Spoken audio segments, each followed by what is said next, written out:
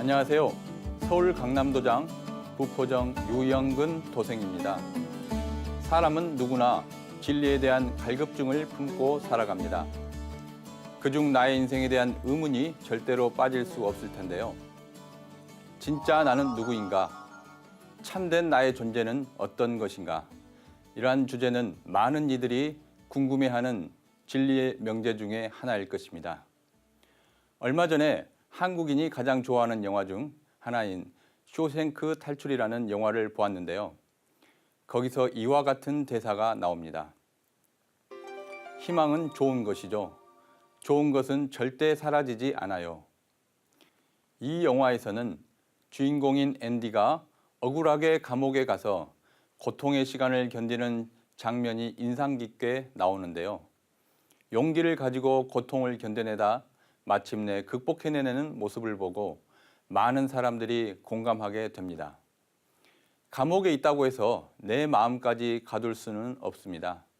마음이 자유로우면 속박된 몸이라도 자유로운 사람이라 할 수 있지만 마음이 묶여 있다면 자유롭게 산다 해도 구속된 사람이라 하지 않을 수 없습니다. 내 삶의 중심에 마음이 있는 것이죠. 진짜 내가 어떤 존재이든 간에 그 답이 무엇이건 간에 내 마음은 내가 슬플 때나 내가 기쁠 때나 행복하거나 불행할 때도 항상 나를 떠나지 않습니다. 내 마음을 이해하는 것이야말로 나를 깨달아가는 중대한 관문이라는 점이 분명합니다. 많은 성인들은 마음에 대한 격언을 남겼습니다. 그중 주자 선생은 천하고 작은 것은 입과 배요. 귀하고 큰 것은 마음과 뜻이다라고 하여 마음의 중요성을 말했는데요. 인류의 꿈과 희망이 담긴 인류문화경전 증산도 도전에는 마음이란 단어가 무려 542번이나 나옵니다. 상제님께서는 오직 내 마음 하나만 닦아라는 말씀을 자주 하셨습니다. 태모님께서도 선화하시기 전에 마지막으로 남기신 말씀이 바로 너희들이 마음만 잘 고치면 선경세계를 보게 되건만 하시고 천상으로 떠나십니다. 도대체 마음이란 어떤 것일까요? 마음이 우리에게 어떤 의미이길래 이토록 상제님, 태모님께서도 마음의 중요성을 언급하신 것일까요?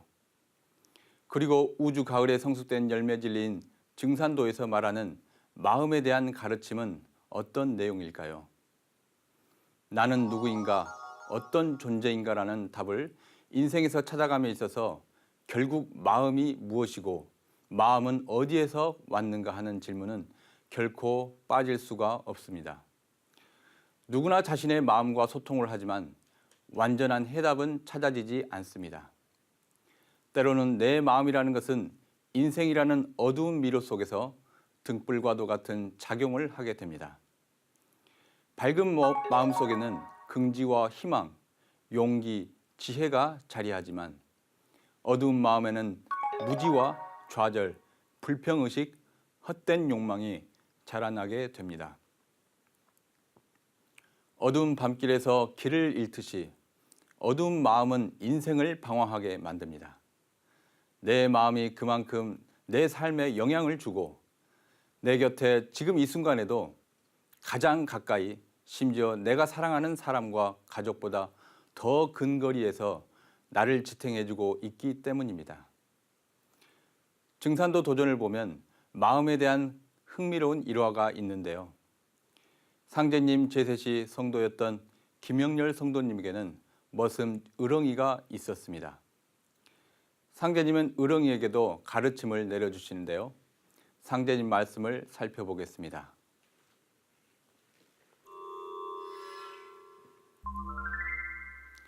하늘이 끝간데가 있더냐?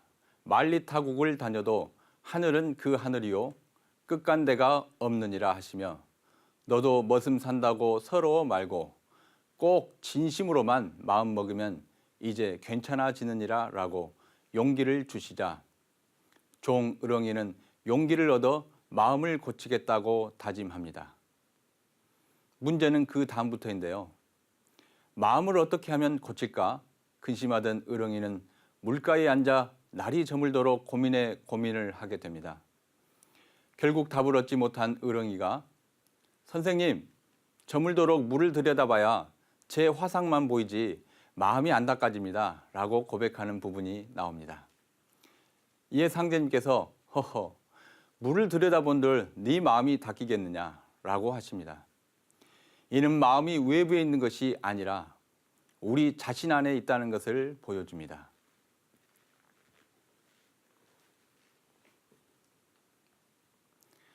비슷한 유라가 불가에서도 있는데요.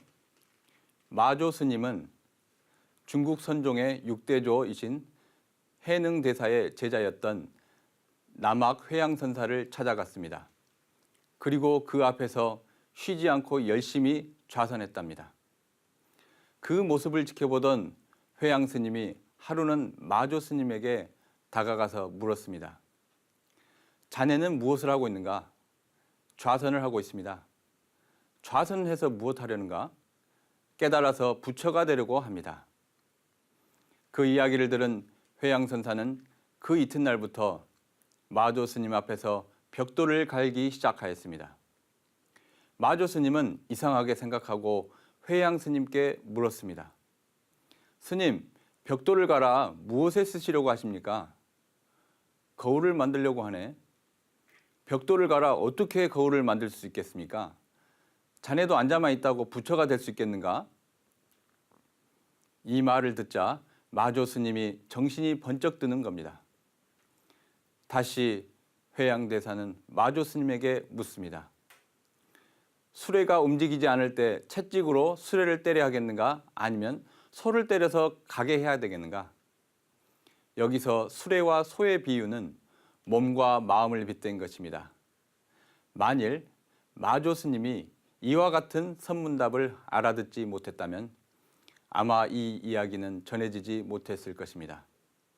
다행히 마조 스님은 선문답을 알아듣고 후일 널리 알려진 불가의 조사가 되었다고 합니다. 우주 가을에 성숙된 진리가 담긴 책 증산도의 진리에서는 인간이 어떤 존재인지 밝혀주고 있습니다. 한번 살펴보겠습니다.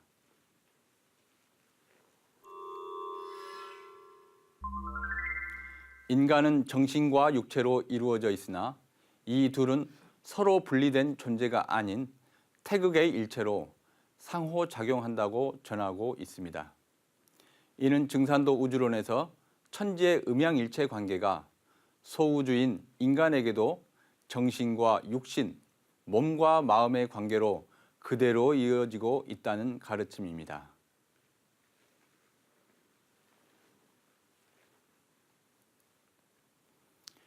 아까 상제님이 마음을 고쳐 먹으려고 했던 중 종 을엉이에게 내려주신 가르침도 이의 연장선에 있습니다.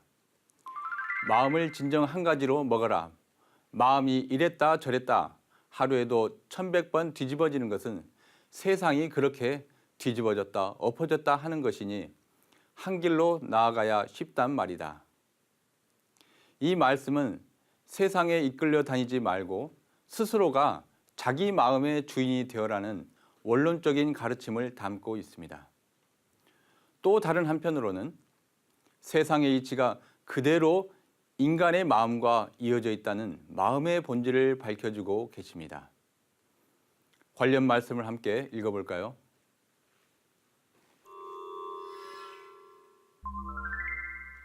천자는 리아라 소소지천이 합인심지천하니 리는 원어천하여 구어인심하니라. 하늘은 이치니라. 밝고 밝은 하늘이 사람 마음속 하늘과 부합하니 이치는 하늘에 근원을 두고 사람의 마음에 갖춰져 있느니라. 천지는 나와 한 마음이니 사람이 천지의 마음을 얻어 제 마음 삼느니라.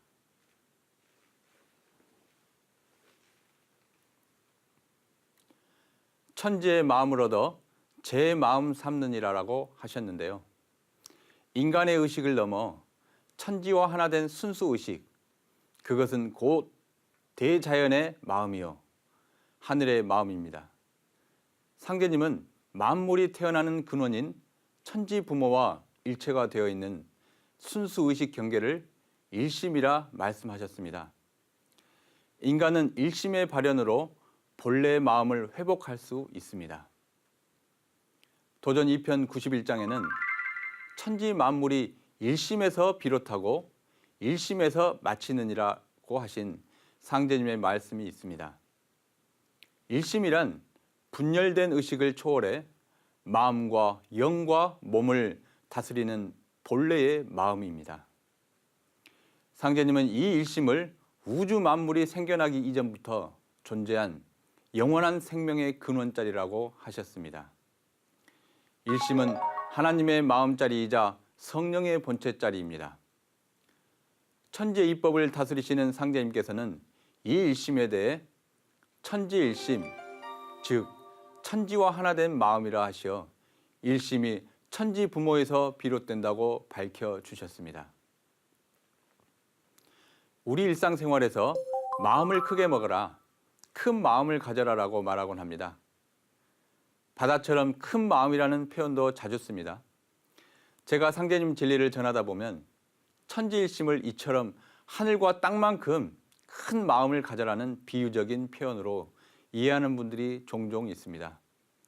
물론 마음을 크게 가지는 것은 좋습니다. 그러나 증산도에서는 위와 같이 일반적인 개념의 일심에 대한 뜻을 포용하면서도 더욱 성숙한 진리의 본질을 전하는 천지일심을 말하고 있는 것입니다. 상제님께서는 천지의 모든 이치가 역에 들어있느니라 라고 하셨는데요. 역을 통해 이치를 깨닫는다는 것은 결국 지금은 어느 때인지를 깨닫는 것과 상통합니다. 상제님께서는 천지대운이 이제서야 큰 가을의 때를 맞이하였느니라고 하셨습니다. 이제 만물이 근원으로 돌아가 열매 맺는 큰 가을의 때, 즉 12만 9,600년이라는 우주 1년 중에서 우주의 가을을 맞이했다는 것입니다. 이에 인간 농사를 짓는 우주의 통치자 증산상제님께서 친히 인간으로 오셔서 인간이 천지 부모와 하나 되어 광명의 새 생명으로 거듭날 수 있는 일심의 경계를 열어주셨습니다. 이로써 인간과 천지 신명과 만유 생명이 한마음의 경계로 살아가는 우주 가을 세상 신천지의 새 생명의 길이 열리게 된 것입니다.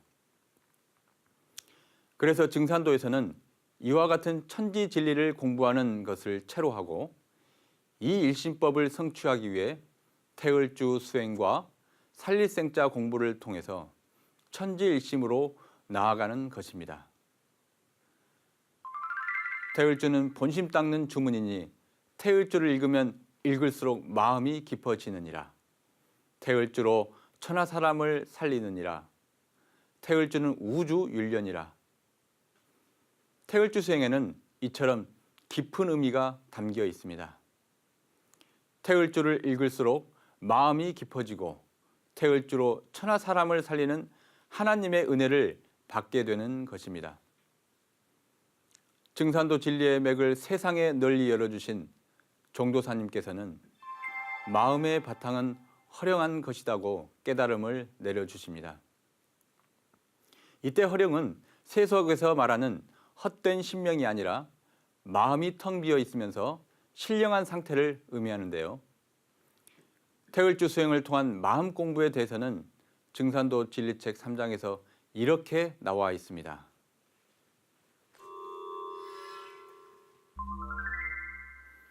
나의 정이 맑게 응축되면 중단전으로 올라가 기화되고 다시 상단전에서 신화되어 우주의 원신이 열린다. 이때 우주를 다 비추고도 남을 대광명으로 가득 찬 내 생명의 본래 모습, 내 마음의 근원인 성이 회복된다. 그리하여 내 마음속에 천지의 대광명이 보이고 사물의 신성을 있는 그대로 볼 수 있게 된다. 본래 나의 조화신인 원신으로 이 세상을 볼 수 있게 되는 것이다.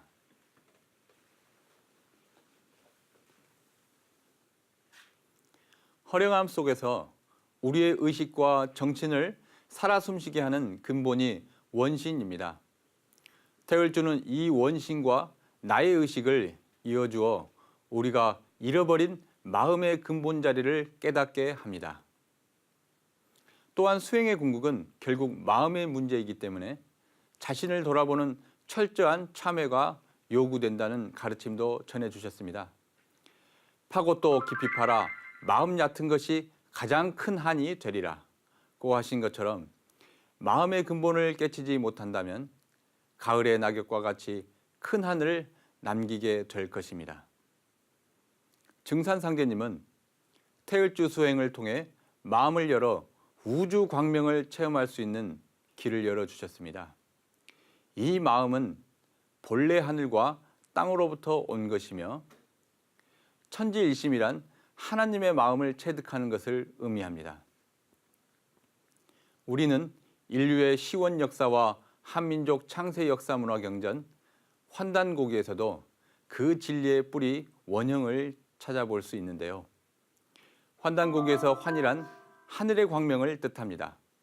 단이란 땅의 광명을 의미합니다. 따라서 인류의 시원 문화는 하늘과 땅의 광명을 체험하며 살았던 시기라는 점을 우리에게 알려줍니다. 그리고 이 하늘과 땅의 결론인 인간의 내면의 광명이 바로 우리가 한민족, 대한민국 할 때 그 한에 담겨있는 의미인 것입니다. 예로부터 이 천지와 하나 되어 우주를 다스리시는 하나님을 우리 민족은 삼신상제님이라 불러왔습니다. 환단곡에서는 이 삼신과 하나 된 참된 마음을 회복하는 것을 진아라고 하였으며 이것을 찾는 것이 바로 인간의 광명을 회복하는 것입니다. 또한 하늘과 땅의 광명을 인간 세상에 펼치는 것을 홍익인간이요 태일이라고 하였으며 이 홍익인간 바로 우리 대한 사람으로 거듭나는 것이 인간 삶의 진정한 목적인 것입니다.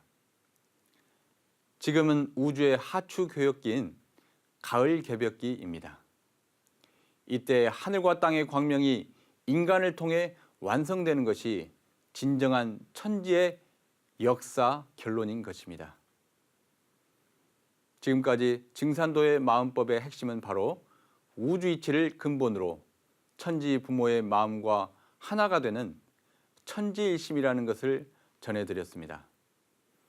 천지일심은 천지가 대전환하는 가을 대개벽기를 맞이하여 태을주 수행과 살리생자 공부를 통하여 체득한 것이라는 것을 함께 정리해 보았는데요. 시청자 여러분, 모두 천지의 마음을 얻어 천지의 열매가 되시길 기원드리며 상제님의 말씀을 전해드리면서 이 시간을 모두 마치겠습니다.